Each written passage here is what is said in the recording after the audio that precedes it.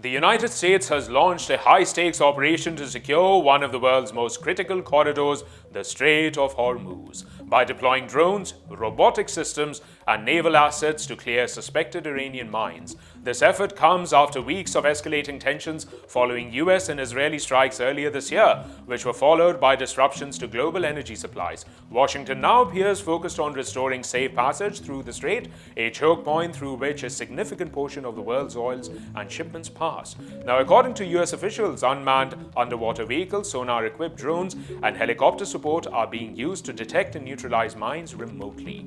The shift towards autonomous systems reflects a rather broader in naval warfare, reducing risk to personnel while increasing operational precision. However, experts warn that clearing mines in such a dense and strategically sensitive waterway is slow, complex, and could take weeks. Now, despite technological advances, the operation remains vulnerable.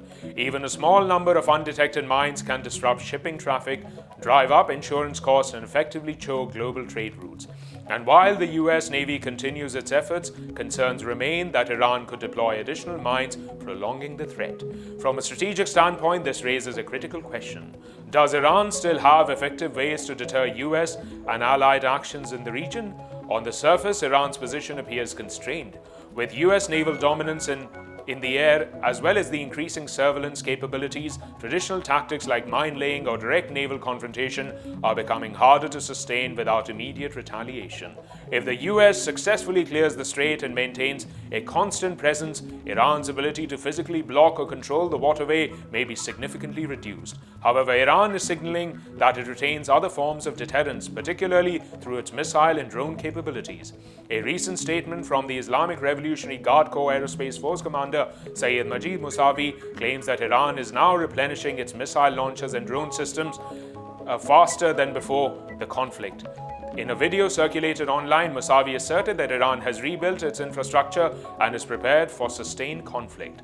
While these claims have not been independently verified, they align with broader international concerns. Reports indicate that missile launchers targeting may still be operational, with some allegedly positioned for rapid deployment if ceasefire conditions collapse. This suggests a shift in Iran's strategy, from direct over maritime routes to indirect pressure through long-range strike capabilities.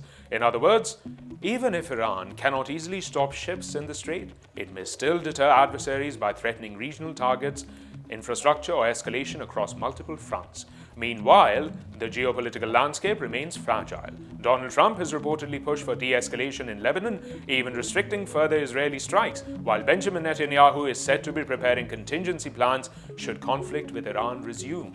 This creates a complex balance. The US is working to secure global oil routes and protect this control in the strait, while Iran appears to be reinforcing asymmetric capabilities to maintain leverage.